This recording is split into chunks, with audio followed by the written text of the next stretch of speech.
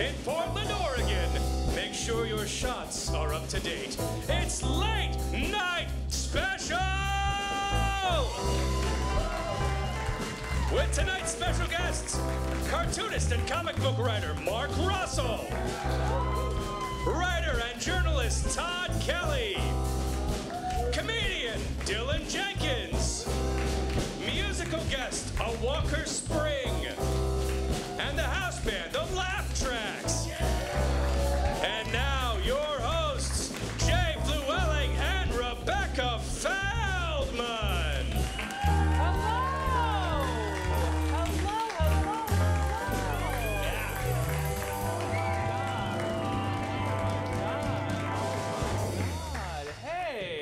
Welcome to Late Night Special. You ready to have a great time? Oh my gosh, I'm so glad you're here. I'm filling in for Stacey Hall. I'm Jay Flewelling. And filling in for me is... Rebecca Feldman. Give her a round of applause. Oh my gosh. Rebecca, have you been following the news? There's been a lot this week. It's been crazy, yeah. It's been too crazy.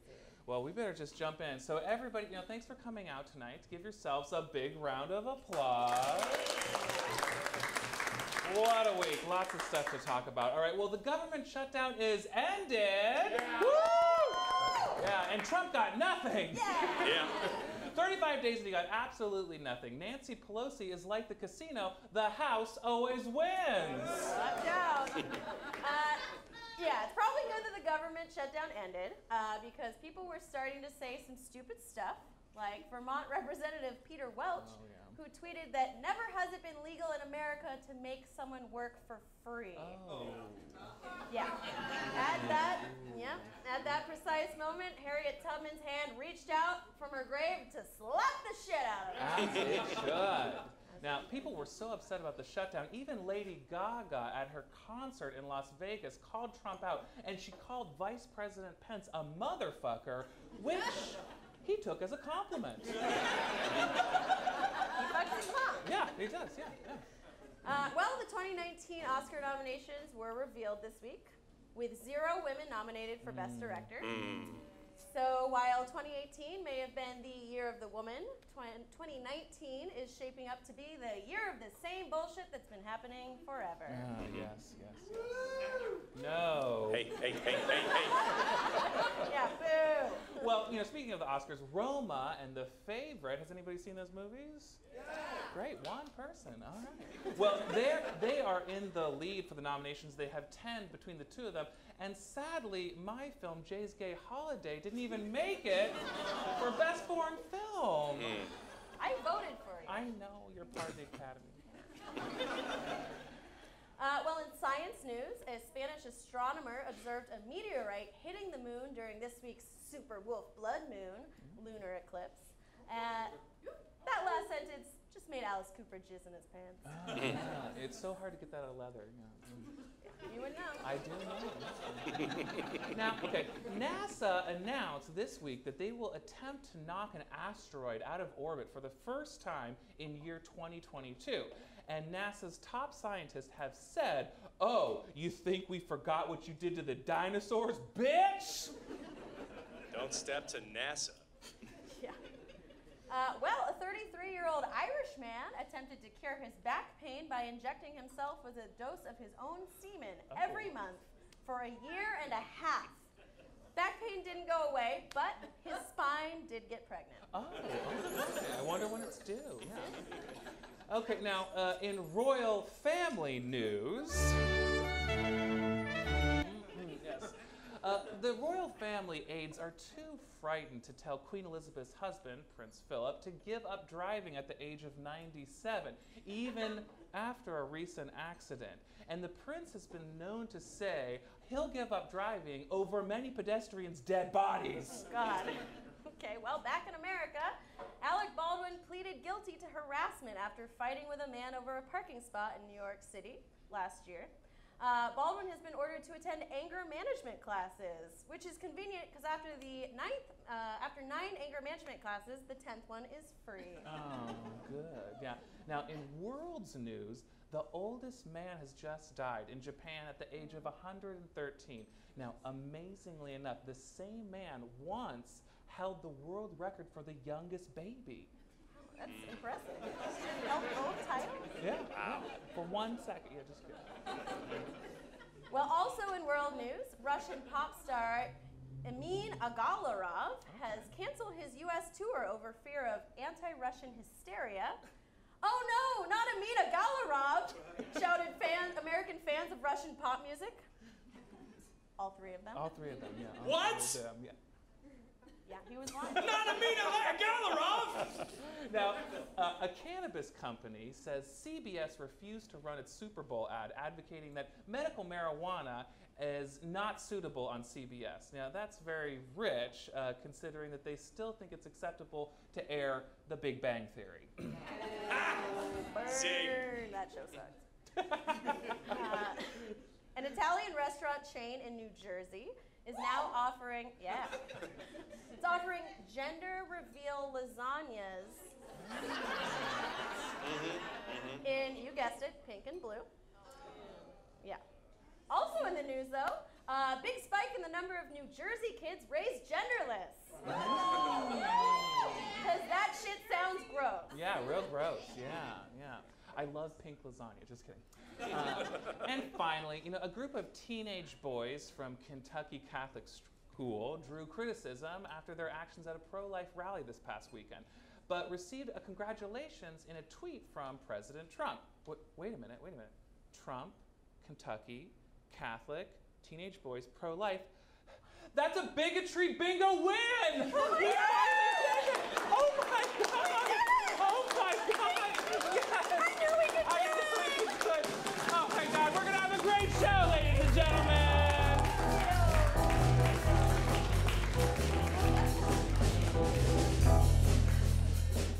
Oh my God, I have been playing bigotry bingo for so long, waiting for the perfect combination. Good to see it finally pay off. Gosh, yeah. Hey, how are you doing, Rebecca? I'm great. I mean, I just want some flowers. Hosting Yeah. the show with you, it's like a dream. It is a dream. I'm so glad that you're here. Thank you for having me. You're so welcome. Hey, can we just get a nice warm round of applause for Rebecca? She wakes up like this, and we just appreciate all of it. Yeah, so much. Literally just rolled out of bed. You know who I am is my biggest shero right now is Nancy Pelosi. Yep. I mean, Yep. she is killing it. Seriously, that woman is like brick house. She is mighty, letting it all hang out. I like how she just stuck to her guns and was like, nope. And she's also like, you can't, the government's back on, but you still can't do your union address in my house. Yeah. I just love that. Yeah, no, she's a strong woman. I mean, I probably wouldn't want to have her like as my mother or grandmother. But What about a neighbor? oh yeah, as a neighbor, she would be probably fine. I bet she throws a good party. Yeah, what about landlord? Ooh. Is that the line? Yeah, I don't know. I mean, Yeah, she's she not doesn't letting want you any slide. walls. I don't want to live in a house like that. I don't support the wall. I just want to say that. Okay, but I do support walls in my house. I want to get that. In my house, I do want walls. Supporting the house. Well, do you Rebecca Sounded or bad. anybody out there? I mean, do you ever go to the theater? Do you ever watch plays? Every once in a while. I mean, Yeah. I'll be honest. I usually go see improv theater. Okay, it is better or more fun. Yeah, that's true. I've been to theater. But right now, something amazing is happening in Portland. The Fertile Ground Festival. Can we get a round of applause? It's in its 10th year, its 10th conception, and this theater, Curious Comedy Theater, is also on our 10-year anniversary. So, coincidence? Yes. All right. Yeah, I just actually went to one of the plays earlier this evening, Let It Fang. Let it fang. Let It Fang, yeah. I recommend it. It's a stage reading. It's about a vampire. Spoiler. All right. Was it like a sexy vampire? It wasn't, well, to be honest, I only watched the first act, but, no, it wasn't. No. Just more like a killy one. Okay. I mean, yeah. I guess not all vampires need to be sexy. Nope. I'd prefer if they were. I know, yeah. That's what we all do, yeah. I mean, if you're going gonna take my blood, at least like be hot about it. If you're gonna kill me, get me hard. Okay. Yeah, exactly. He knows. He knows. But hey, what are you watching? What are you doing these days? Well, I've finally been reading books again. Oh my God, Yeah. a Kindle analog. I know. It's amazing. Paper. But I have also been watching a lot of reality TV. I don't know. I feel like I should be embarrassed about that. But I guess it's fine. What are you watching? Well, Survivor is always a classic. Did you know that they're in their 52nd season? 52? I'm just kidding. It's No, like 30. It's like 30. Yeah, I but did- it's still, I mean, like aged 30. him dead. Yeah. Yeah, Jeff Probst is just a shirt and some Botox. Seriously. That's it. Is he like 100 years old? I don't even know. He's the vampire that fucked me. Yeah. Okay. Anyway. Yeah. Spoiler alert. Yeah. But what else? I mean, RuPaul's Drag Race. Does RuPaul's anybody Drag watch Race, RuPaul? obviously. Yeah. Oh I my have not God. seen the most Yeah. recent episodes. Spoiler alert. Please don't say. But I love that show. So Always good. It is I consider it the best reality television show because I mean, like, what makes a good drag queen? I mean, they have to be, gorgeous, fashionable, funny, a good host. Like, I mean, there's so many things, and so to have a show where those are the challenges that they have to accomplish, based on RuPaul's esteemed career, I think is very entertaining. Yeah, Yeah. I agree. So yeah, I've been watching that and a show called 90 Day Fiancé. I don't know if anyone. Yeah. Balcony knows what's up. About couples trying to get green cards and or one of them's trying to get Is that the official tagline? Yeah. It should be. 90 Day Fiancé or deportation.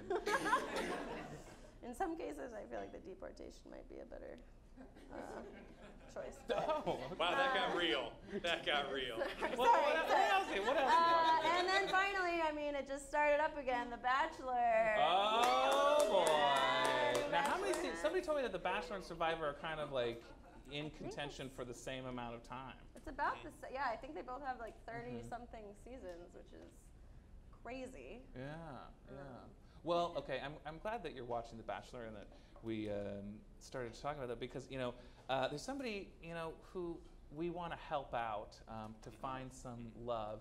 And because on Tuesday, Republican strategist Rick Wilson blasted senior White House aide and resident racist Stephen Miller, saying that there's something deeply wrong with Miller, and maybe if he'll have a real relationship one day with a live human woman, that he might chill out. So we thought here at Late Night Special and the writers that if we could come up with, some bachelorettes for Stephen Miller, he wouldn't just go full-on lizard. So this is a segment that we'd like to call The Bachelor Stephen Miller.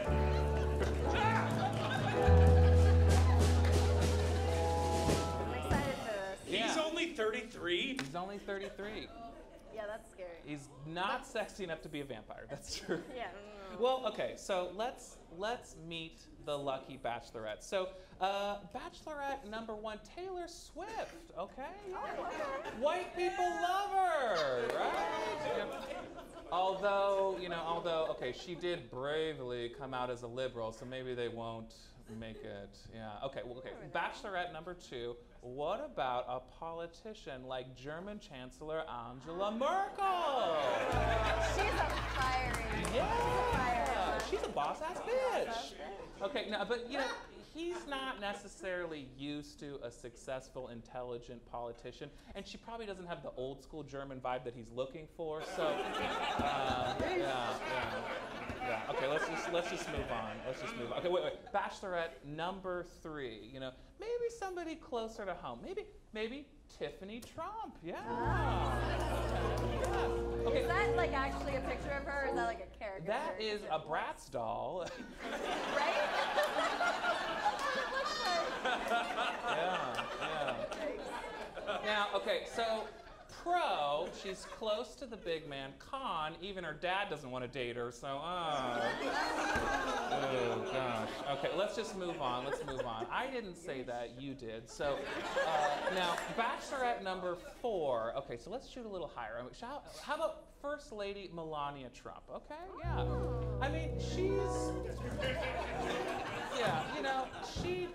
she pretty much, you know, anybody would be an upgrade from where she's at. So, you know, that's looking good. But what? Oh, I think they said save Melania. She said save Melania. Save Melania? Save Why, Melania. is she in danger? Is she in a well? Call Lassie. Okay, wait. That's kind of boring. All right, so Bachelorette number 5. How about a blonde wig on a Hitler portrait? Yeah. Now, okay, I mean, I just want to say, remember, Stephen, people like you argue that gay marriage is a slippery slope to marrying inanimate objects. Well, prove it. I mean, I'll be honest, that wig does do wonders.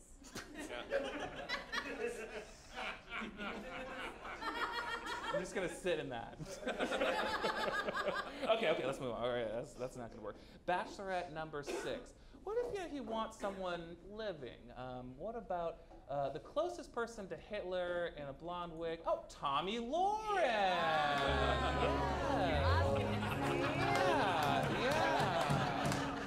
Now, Tommy Lauren, she is the pretty blonde version of Rush Limbaugh, I would say. Yeah, they would make such a classic couple, you know, hot cheerleader and creepy kid who's into taxidermy. Match made in heaven. Yeah, I want to stumble under the bleachers and watch that. It's like the You beginning might of a get Stephen more than King you book. bargained for. Okay, wait. Actually, I've got it. This is it. This is The Bachelorette, number 7. It's pretty compelling, but I think we both know who he's meant to be with. Roseanne Barr. Yes, this is it. They have so much in common. They could just both yell into the Twitter void about how unfair the world is because you can't even say one racist thing many times over many years without the righteous, enlightened world giving you hell. Ugh, match made in heaven. Yeah. They've been through hell, I tell you. Yeah. So, Roseanne, Stephen, the ball's in your court. This has been Bachelorette Stephen Miller. May they have a lifetime of unhappiness. May they burn in hell. All right. Oh my gosh. We have our first guest coming to the couch. I'm very excited about this. He's a Portland gem. He's kind of blown up. Yeah, he's a big name. He's a big name. Like his graphic novel was named the graphic novel of 2018. I'm excited to have him. I can't wait to interview him. I can't wait to share him with the world and Russia. Ladies and gentlemen, give a warm round of applause to Mark Russell. Thank you, sir. Welcome. Seat of honor. Oh my God. Hey, ladies and gentlemen, it's Mark Russell. Okay, Mark, what's your deal? What's your claim to fame? Tell us everything. Well, I'm mostly known for ruining people's childhoods. Okay. Oh. I have done a couple of really poorly chosen Hanna-Barbera reboots for DC Comics. I did the reboot of the Flintstones. Thank you. And I also did a comic book reboot of Snagglepuss, which is the graphic novel where I reinvented Snagglepuss as a gay Southern Gothic playwright. As you do. Living in 1950s New York, who he runs afoul of the McCarthy hearings. Wow. Wow.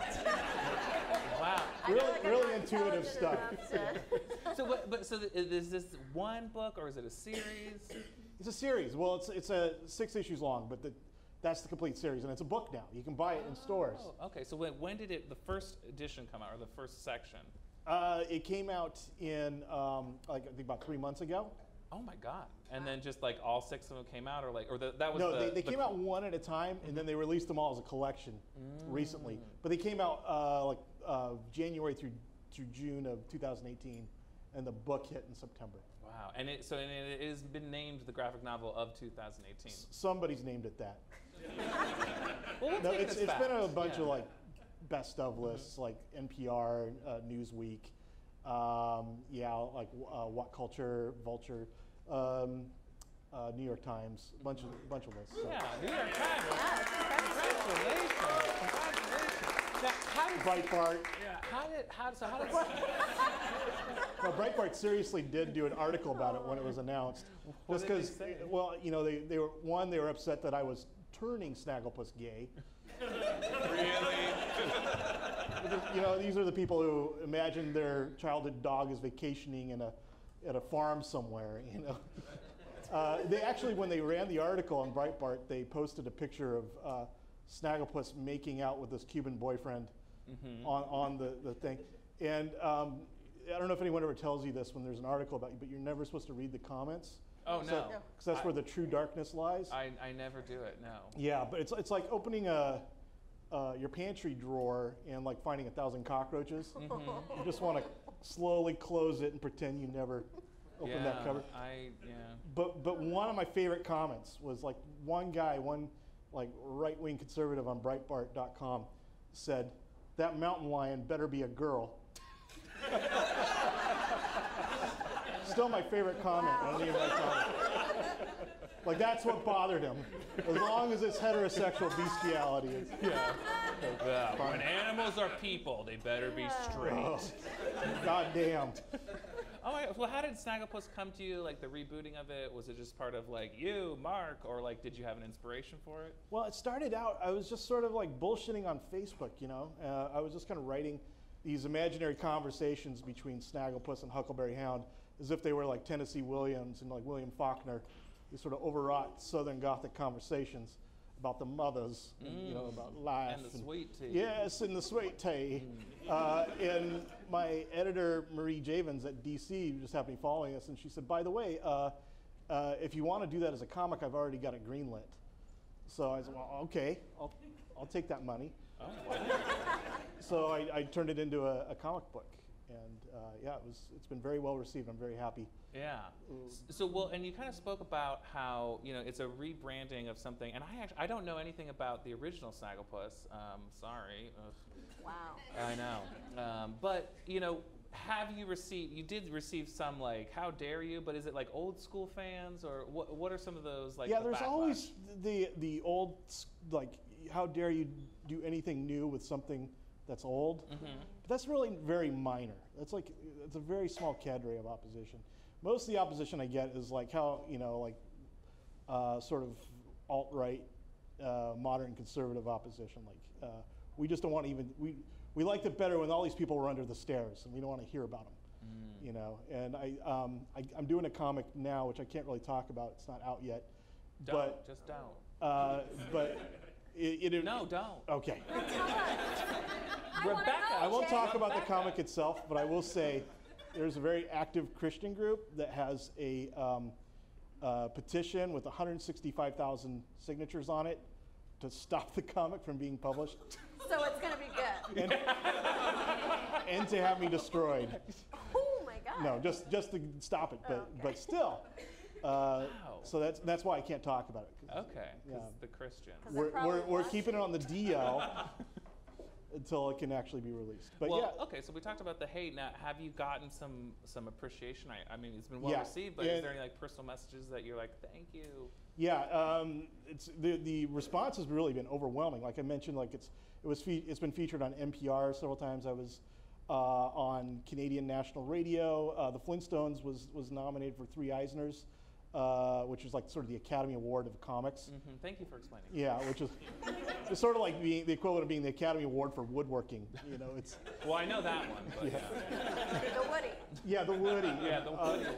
I lost 3 Woodies somewhere. I have 3 Woodies. Okay, there you go. Right now? Yeah, right now. But no, it's been great, and I love going to the Comic-Cons and meeting fans.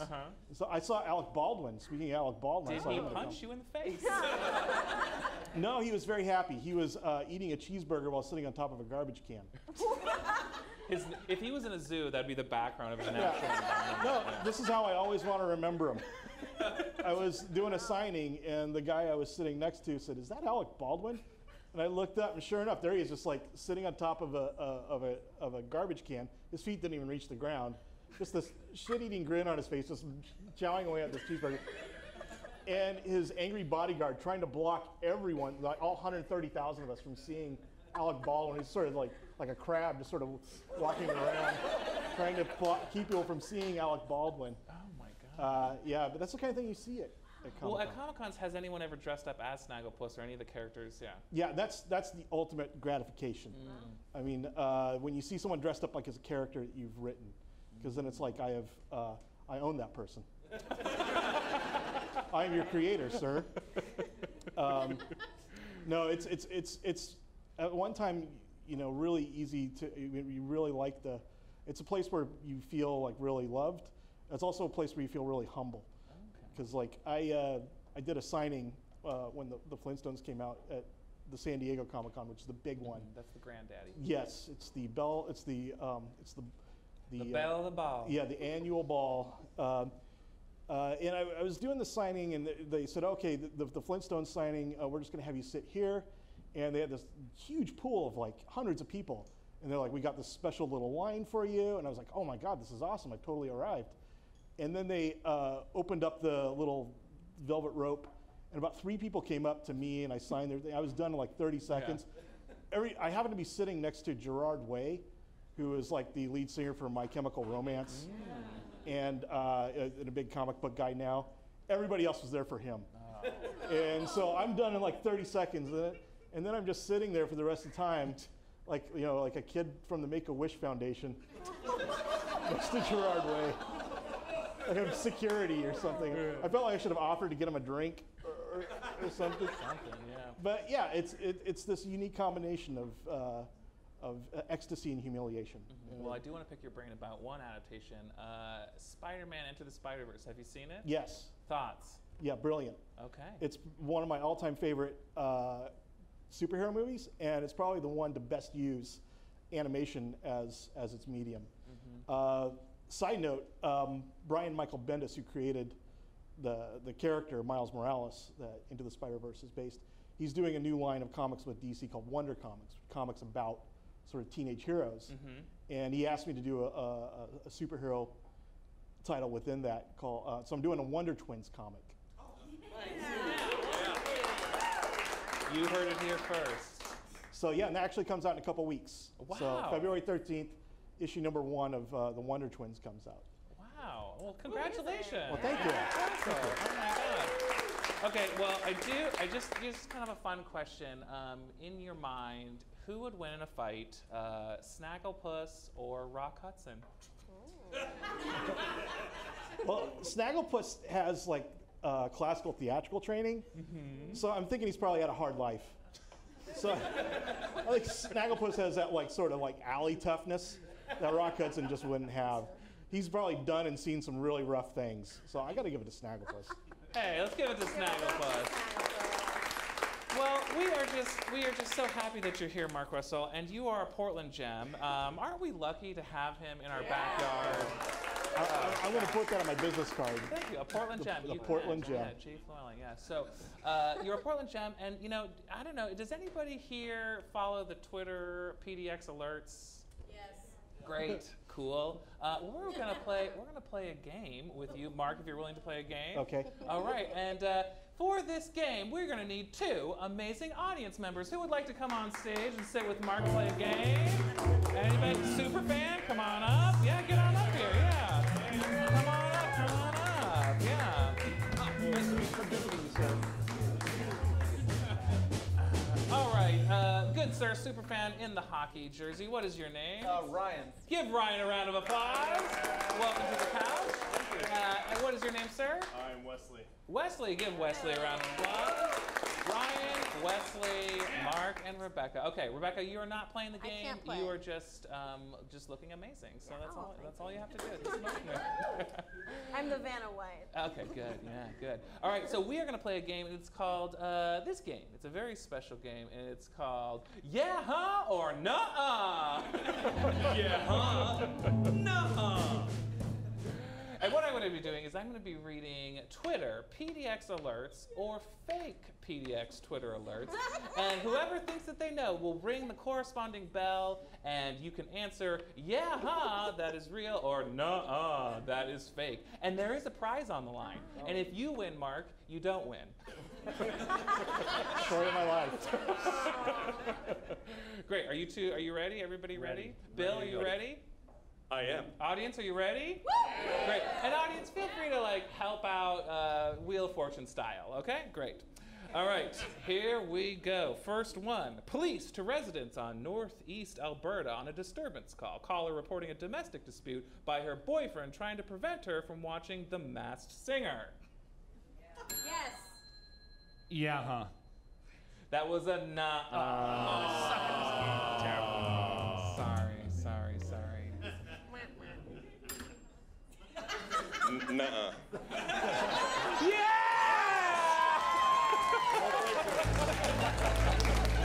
Yeah, smart. Fortune favors the bold. All right, here comes number 2. Police to a parking garage at Lloyd Center Mall. Caller reports a half-naked female with no pants screaming that her car was broken into. Yeah.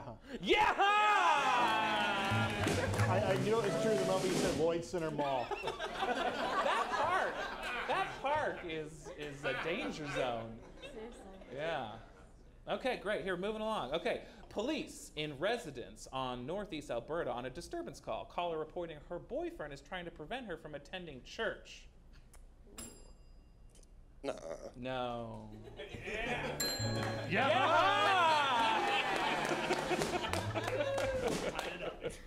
They're all tied at one apiece, Jay.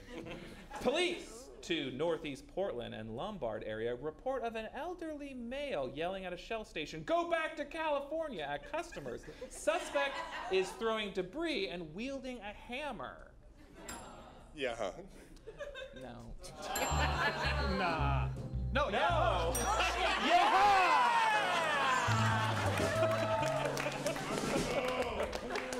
It is one or the other. You know this. I had that last beer. Oh, goodness. How awkward would it have been if the second nuh-uh would have been right? Yeah, I'm like, yeah. I'd have taken it. Yeah. Great, yeah. All right. Southeast Stark and Cesar Chavez Boulevard, southwest corner, report of a male on all fours barking like a dog on the sidewalk and then darting in and out of traffic. Nuh-uh. Nuh-uh! The bar method, Northwest Hoyt. Caller reports a female was masturbating in the front. Says she went around the corner, but they think she's still doing it. Yeah, huh? Yeah! I love that you're in the front row. You're I'm love- sorry. We have confirmation. Was it you? You're like, she's on the back. She's close. Okay, you need to get to it. Okay. We are tied at 2. You're everyone. tied it to. Thank you, Bill. For keeping track. Hey, our You're announcer, Bill welcome. McKinley. All right, we've got two more. This could be for the win. All right. This is a two-parter. Okay, so police to northeast 122nd and Gleason, we're in the numbers, okay, on a suspicious subject report of a male walking around with a machete in his hand, not threatening anyone. Update, 122nd and Gleason, officers arrived at the scene and have secured the machete and subject was free to go. Yeah, huh, and uh-uh. They're both ones, you gotta choose. I'll say Is right. All right, last one. Remember, Mark is not winning. It's 2-2. He's keeping the prizes. They may have come from him. Last one. This is for all the marbles. All right. Police to Rose City Storage, southeast in Belmont, report a subject sitting on the curb sharpening a machete suspiciously. Yeah, go. Whoa. Yeah, huh? No. Nuh-uh. You're a winner! Ladies and gentlemen, give it up for our winner, Ryan! And you, sir, are winner of this Flintstone comic! And maybe Mark will he'll sign it for you. Yeah, not now, yeah. And you win nothing! Great. Hey, ladies and gentlemen, that was Yeah, Huh, Nuh-uh. And give a big round of applause to Mark Russell! You're the best. You are the best. Oh my gosh, I love games. I know. What did you think of that game? Well, it was super fun. I loved it so much. Bill, what did you think of that game? I thought it was a fabulous game. All And right. I enjoyed the person announcing the school. Thank you. That was me. You're welcome. Ladies and gentlemen, thank you. Ladies and gentlemen, our musical guest for the evening, a Walker Spring.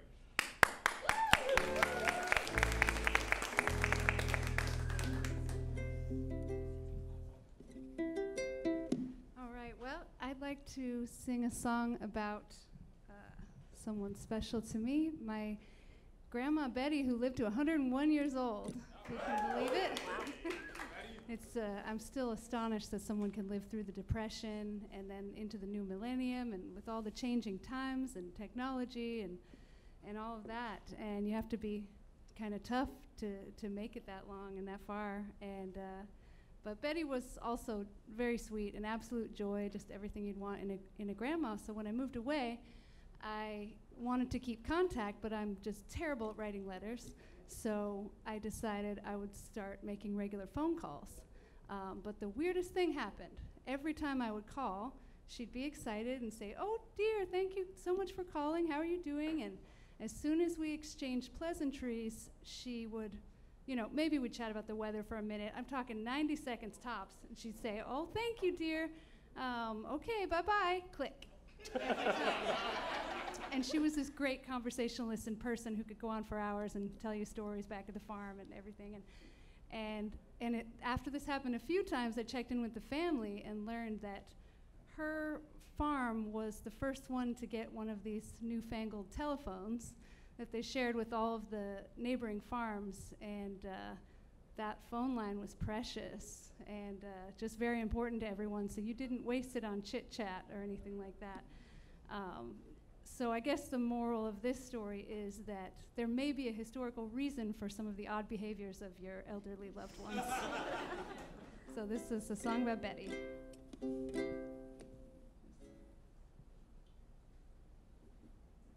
Who set this mic stand up? I did it. All right. Rebecca.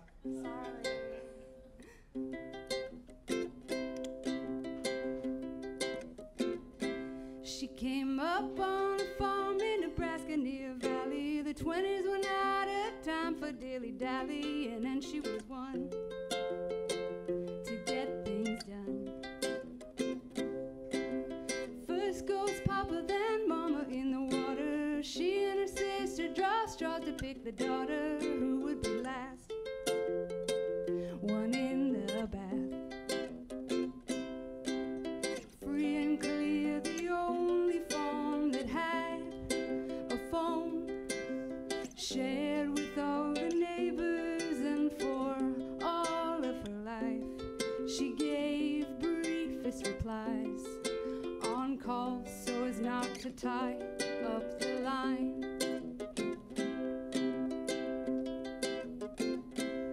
She had an 80-year career in the choir, degree in teaching and music. She was hired and met at the school Fred, who was a teacher too.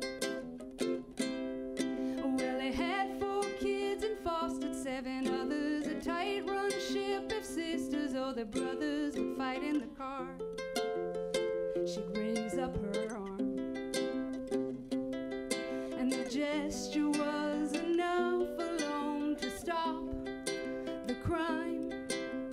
Everyone would know they'd better keep it in line, because justice is blind, and anyone could take one in the eye.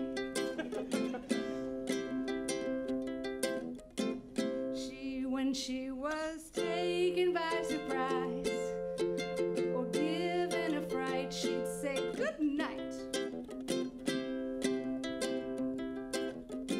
She was the leader of our ring, and when we'd beg her to sing, she'd say, when one is in one's declining years, one can decline anything. She'd say, it's hotter than Billy Dunkett in the summer, tell you that you're full of prunes if she discovered you'd acted a fool, like when I dropped out of school. A force with which to be reckoned, she'd destroy you in bridge. Her vision stopped her quilting, she still gave it the most.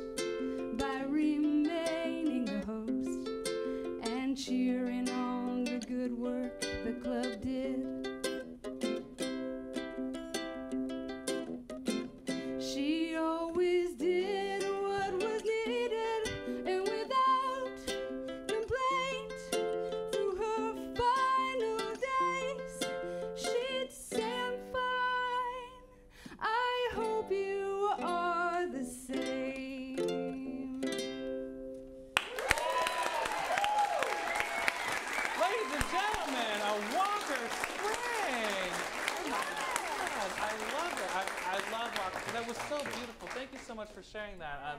Walker Spring is in our other house band, the Species, and so we're honored to have you as our musical guest. One more round of applause for Walker Spring.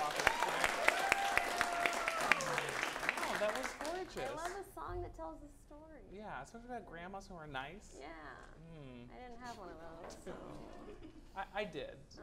Sorry. Must be nice. Yeah, I only had one though. The other one, like, I didn't care about yet. Yeah. She didn't care about me. Okay. This is mutual. Okay, so we have a second interview. Another author. I'm very excited to have him. He has written for Vanity Fair, and he runs a whole bunch of storytelling shows around town. Ladies and gentlemen, welcome Todd Kelly.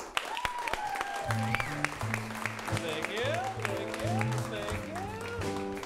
Oh, Todd Kelly. Jay Flewelling. Yeah, thank you so much for being here at Late Night Special. Oh, thanks for having me. Oh, this my is gosh. fun. And, what a great show. It is so fun. Are you guys having a good time, Yeah. Late Night Special?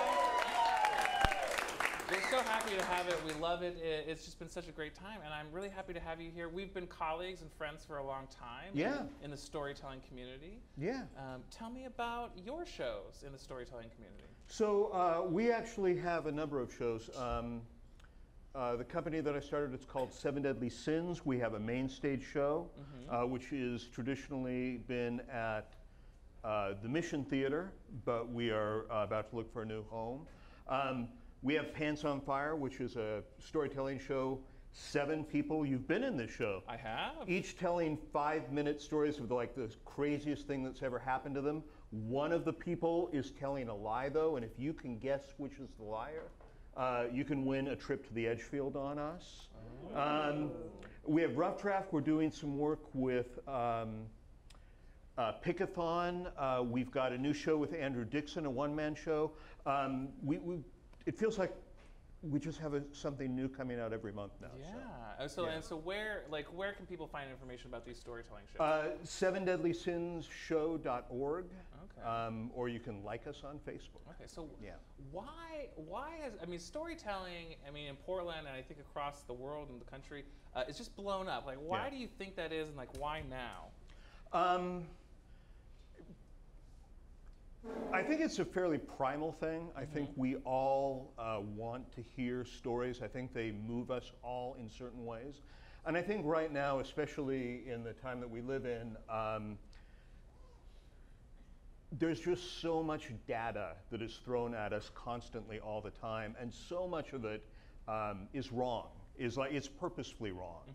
That it's hard to grasp onto anything. And so there's something about a story, having somebody share something personal about their life, where they can give themselves a little bit, and you can find some sort of human connection that I think is lacking a lot in this world. I totally agree with you. Yeah. A perfect example. That song, it really resonated with a lot of people. Me, I don't know about you, but so you've got these storytelling shows, but you're also a journalist. You're a writer. You're working on a book. Yeah, I do what's called long-form journalism. So I work mainly for magazines, sort of 6 to 10,000, like really long articles that you don't see much anymore. And my beat, as it were, if I'm writing about you, you have made some very, very bad life decisions at some point in your life. So the people that I get hired to write about are people like men's rights activists, clan wizards, cult leaders, people who are being arrested for fraud, the Trump campaign. Okay. I get hired to write about incredibly bizarre things. And so what is your book about? The book is actually, last summer I wrote a piece for Marie Claire magazine on exorcism, which is rising in America. It's a big thing now, and it's not just... on True Detective? Yeah, no, it's... people now hire exorcists, especially in the South, to lose weight. To Snagglepuss them out? They haven't gotten a promotion, and it's a demon, so you pay an exorcist sometimes up to $2,000 to take the demon out of you. And I say you, if you're a man, this doesn't apply to you. Most of it is, it's geared toward women. So, why? Or what? Expand. So the people in the exorcist community would tell you that. I hate him already. Yes. Okay. All right. We're all on that page. Okay. I will continue. They will tell you that the reason that it's always female that needs, women that need to be exorcised is men are very mentally stable. Oh, yeah, they're the stable one. Okay. Yeah, this is an actual quote that somebody told me that's actually in the Marie Claire article. Said, women are too turned around by shopping and stuff. So demons like, "Whoa." Right. But there's another possible reason. Okay. That if it turns out that their explanation is not the correct one, when you go to see live exorcisms, what you'll see is a group of fairly burly men holding a woman down while she writhes. And generally, the exorcist will hold a cross like between the breasts or on the lower abdomen. Mm-hmm. It's like a fundamentalist cosplay. It is just. It's tremendously creepy. Yeah. That sounds terrifying. Don't like It that at is. all. It's wonderful, though. Okay. For a writer, like Okay. it is. It is fertile ground. Like the worst date you've ever been on is your best story. Yeah, That exactly, kind of yeah. thing. Okay, great. Well, so how close are you to completing this book? I need to have it done by August. Okay. So I'm about halfway through. Well, we wish you well. And hey, ladies and gentlemen, give it up for Todd Kelly. Thank you so much for stopping by. A pleasure. Okay. All right. Well, gosh, we've had so many guests. And you know, this show, we're actually sponsored. We've had so many wonderful sponsors. And this show is no exception. And so let's just take a moment to have a word from our sponsor.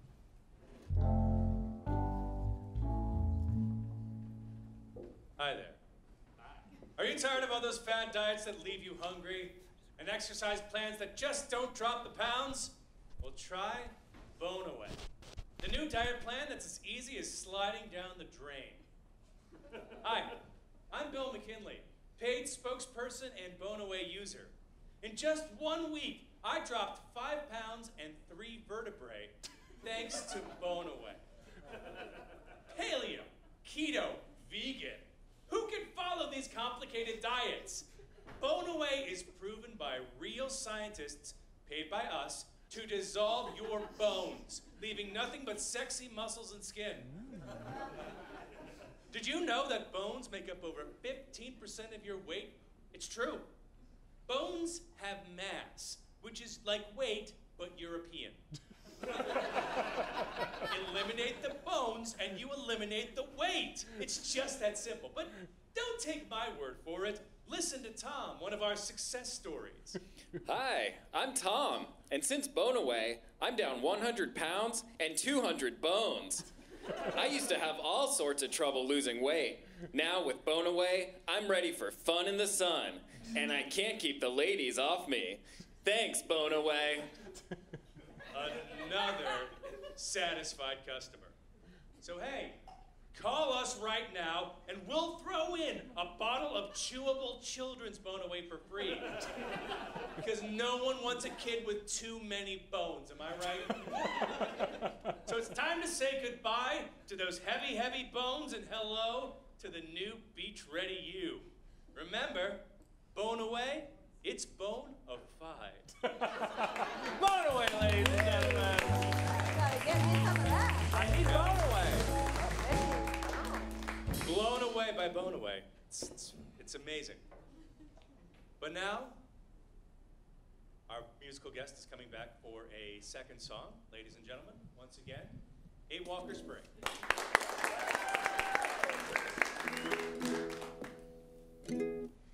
When I booked this gig, I promised Jay, I think I said, no Pacific Northwest sad bastard emo shit. I'm pretty sure was my wording, and I want to keep that promise. I kind of can, I think, because I think we can all agree that we've had experiences which we're trying at the time, but through the lens of perspective, you know, have taken on a rosier, more nostalgic kind of tint. for me, it's memories like my older brother Steve's favorite game of Amanda Can't Get Off the Couch, and things like that. But to be fair, it was lava on the ground, so he was kind of protecting me. Anyway, after the song about my grandma, I thought I'd stick to autobiography here. So here's a song called Remember Now.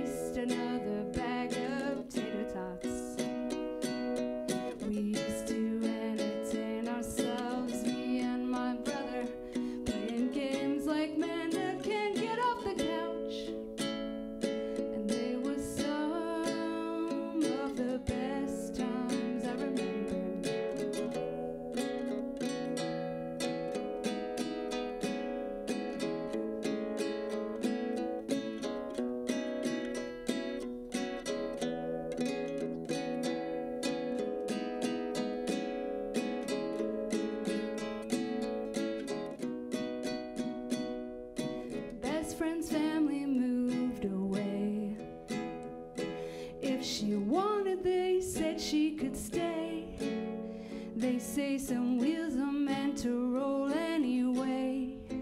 Their sweet Van's horn played la cucaracha. The whole world boiled down to one school. The cliques were different except one rule. Everybody wanted to be cool. Now what was so hard about just saying that? JK, it's still hard to say that. We used to entertain ourselves, me and my brother, playing games like Manda Can't Get Off the Couch. They were some of the best times I remember now.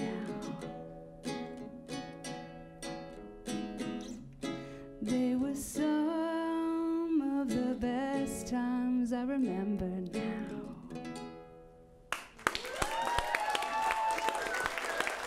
Ladies and gentlemen, a Walker Spring! Fantastico. So lovely. Oh my God. Wow, we've had music, we've had interviews, we've had games, we've had Belle. What more could we have? Well, I think it's time for some stand-up comedy. Are you ready for some stand-up comedy? This guy, I'm a huge fan of him. He just auditioned for Just for Laughs at Helium Comedy. We are honored to have him here on our show. Ladies and gentlemen, go bananas for Dylan Jenkins!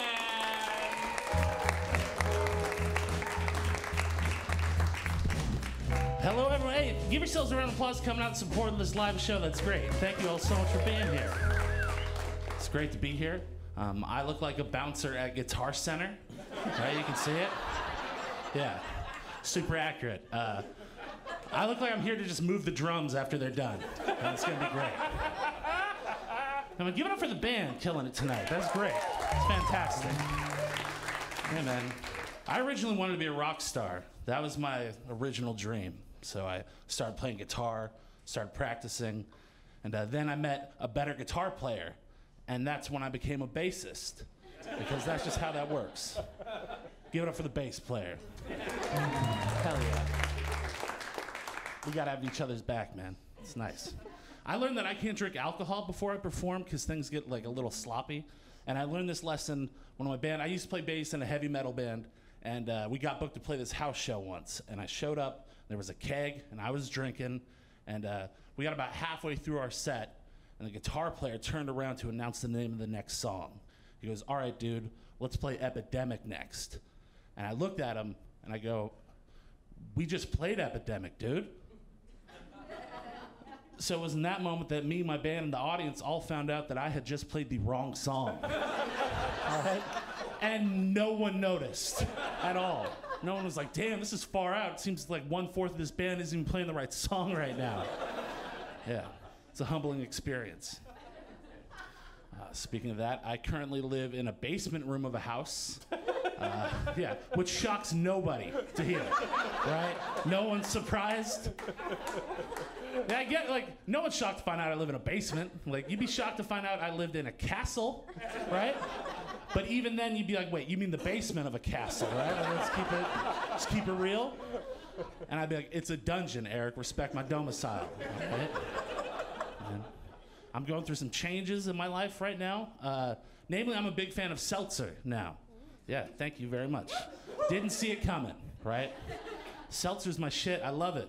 And if I'm being completely honest, my favorite thing about it is if you spill it, you're just accidentally cleaning up. And that is incredible, right? It's amazing. Normally you spill something, you gotta act fast, not with seltzer. I knocked over a can of LaCroix the other day and I just thought to myself, yeah, I've been meaning to clean up for a while now. Yeah, let it do its thing. Like now I'm just weirding out my friends with my one suspiciously clean spot on my rug. They're like, what's up with that? I'm like, that's mango LaCroix, dude. Get your shit together. And I have a day job. I work at a grocery store, which is a lot of fun. There's this thing that smaller companies do where at the end of their list of ingredients, they include the word love. It's kind of like this folksy, kitschy thing. It's BS. It's ridiculous. And it confuses people. I've had multiple people walk up to me, point to the word love on a label and ask me, what does this mean? And that puts me in a weird position. Because I'm like, did you just ask me what love means? I'm wearing an apron right now. All right? And to be completely honest, I feel unqualified to tell you the meaning of love without my acoustic guitar on hand. All right? So it's in my car. If you don't mind waiting 3 to 5 minutes, I'll go get it. We'll break this down. I'm not used to people asking me the meaning of love. That's not a question I get a lot. I'm used to people asking me to help them move. I get that all the time, and I love saying no to that. Because people try to incentivize moving for me. They'll be like, hey, dude, you help me move. We got pizzas and beer for you. And I just look at them like, yeah, pizza and beer was the plan already. You can't, yeah, I was going to do that anyway, dude. You can't incentivize me with something, you can't bribe me with something I was about to do already. Man. It's just not how it works, man. It's nice. I currently live 2 blocks from a Walgreens, which is cool. They sell weird things there. It's an experience walking to Walgreens. They had this display of Tostitos chips that had built-in breathalyzers on the bag, all right? So this was like a thing, like Tostitos was trying to curb drunk driving for some reason. It's like stay in your lane, Tostitos. Your whole existence has been how much dip can we fit on this chip, all right? And now you've got a conscience out of nowhere, I don't buy it. But so these are bags of chips that when you blew on them, let you know whether or not you had too much alcohol in your system to drive home legally. Yeah. Now that's a rather redundant invention, if you ask me, because if it gets to the point of the night where you're blowing on bags of chips, you are drunk. You're all messed up, man. Imagine being at a party, like looking for your ride home, be like, hey man, have you seen Greg? Yeah, man, last time I saw him, he was seeking guidance from a bag of chips. I'm gonna get a lift, man. It's not gonna happen. And I gotta say this, despite my appearance, video games are not that big of a part of my life. And yeah. No, I break dudes' hearts every day with that. Like guys just start talking about Skyrim and I have to tell them I have no idea what the fuck they're talking about. And I see their heart break in real time. Like, and I get it, like looking like me and not being all consumed by video games, like that's like always wearing just like a full NBA uniform and then acting shocked when someone comes up, be like, hey man, you see what LeBron did last night? And just be like, I don't know what the hell you're talking about, dude. This is just chilling. Right? But I own a PlayStation, but I just use it to watch Netflix and YouTube. That's all it's there for me. And you gotta come up with a gamer tag to be able to do that. And I don't play video games, so I didn't know this was gonna be something other people were gonna see. So I didn't know it was supposed to be like something funny, silly, but like anonymous. And so for my gamer tag, I literally just put out my name, Dylan Jenkins. All right, this was a huge mistake. All right, and it was one I didn't realize until it was too late. All right, I was in the kitchen one night, I was making spaghetti, had that pre-spaghetti happiness going on. We've all been there. When you're like, I spent $1.85 and I'm gonna eat like a king, this is the shit. I love it, life is good, right? And my roommate is in the kitchen, or he's in the living room, he's playing Call of Duty on my PlayStation. And out of nowhere, I'm hearing people yell out crazy shit. Someone yelled out, hey, fuck you, Dylan Jenkins. Yeah, that was triggering, hearing that one. I just heard, I'm like, Dad, you in there? What's up, man? Spaghetti's almost done. Look, all I'm saying is that it's far too vulnerable to have your name out in those internet streets like that, so I had to change it. So now, my gamer tag is simply Gary from work.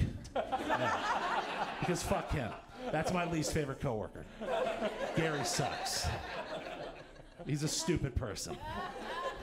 I hope he sees this. But it's nice, because now when people on the internet manage to hear me yell, fuck you, Gary from work, and I'm just sitting there like, you're goddamn right. All right, thank you all very much. That's been time. Dylan Jenkins! Oh my God, sit down over here. Sit down. Oh my God. Dylan, I love you. Do you love Dylan Jenkins? I've loved you since the moment I put eyes on your sweet, sweet body. Oh, thank you, man. I appreciate that. Yeah, thanks. You're killing it. Yeah. Yeah. How's stand-up going? Stand-up's going great. I just got back from Sketchfest in San Francisco. Hell yeah! It's that's one of the only comedy festivals that Muggles will recognize. Yeah.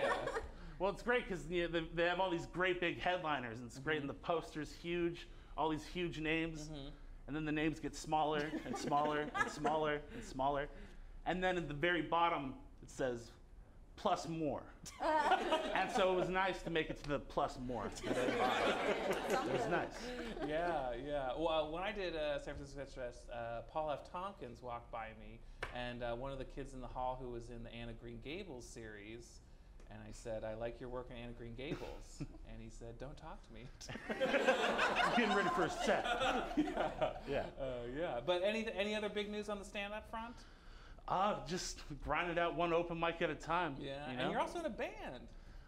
Not anymore. I was. That ended quite unceremoniously several years ago, but I still play the bass a lot. Yeah, it's nice. Yeah, you know. In your basement apartment. Yeah. No, I pretend I have band members now. I'm jealous of musicians because, like, if you go to a music show and a band kills it, it's just there's nothing cooler than that. Like, comedy is just not as cool as music. When it's we don't say that here. All right. Yeah. But my favorite, like, I'm jealous because musicians.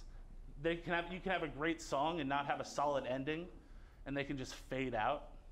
And I'm jealous of that as a comic because, like, the ending has to be the strongest part. And so I'm trying to work on a joke where I just slowly talk quieter and quieter. And it's like my big closer. But it doesn't work at all. And then for some reason, everyone's just like, he did it. Yeah. Oh my God. Yeah, he's so brave. Well, you know, I love your joke about playing the wrong song in a metal band, because I mean, metal, it just all sounds the same. Yes. And I made the mistake of saying that out loud right before my yoga class started. And there was a very angry yoga class attendee who was like, actually, there's a lot of difference in the songs. And I said, no, there's not. I like to think of some brutal metal dude, and then he's like, yeah, and then he goes right into downward dog. It's like, hey, man. Yeah. There's differences. Yeah. It's like, is screaming? Yeah. Like, I bought, after that show, I bought a giant amp because I was like, I will never not be heard again.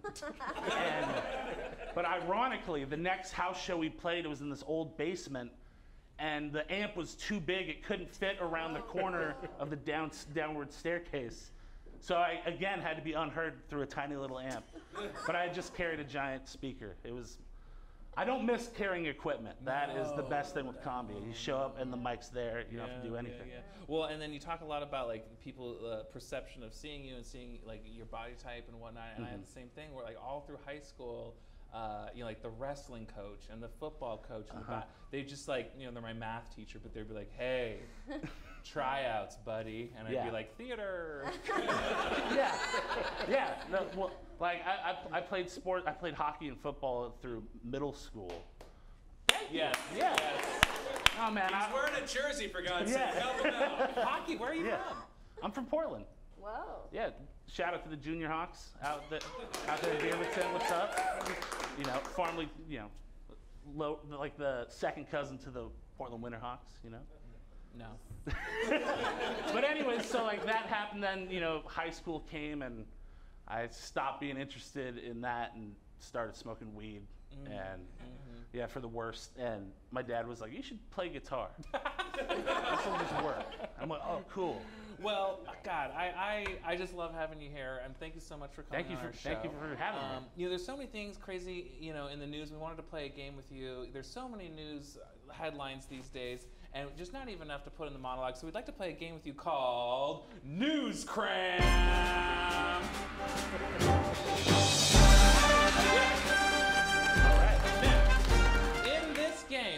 This is a team effort. Rebecca and Dylan, you are going to be playing. Yeah, you finally get to play. Your moment to shine. I'm going to be rapid fire reading news lines, and we need your hot take, okay? All right. And we need both of them. We need a rapid fire, and you only have 1 minute, and we need to get through all of these news headlines that didn't make it into the monologue, okay? All right. All right. And if you win, it's everything, okay? Sweet. If you lose, it's everything. All right. Okay. Ladies and gentlemen, are you ready for News Cram? 1 minute on the clock. On your mark, get set, here we go. Trump's friend and Republican activist Roger Stone was arrested by the FBI in a pre-dawn raid in Florida. Do we get to see him stoned? Yeah. Rebecca's winning. Next highlight. The government of Washington declared a state of emergency after 30 people were diagnosed with measles.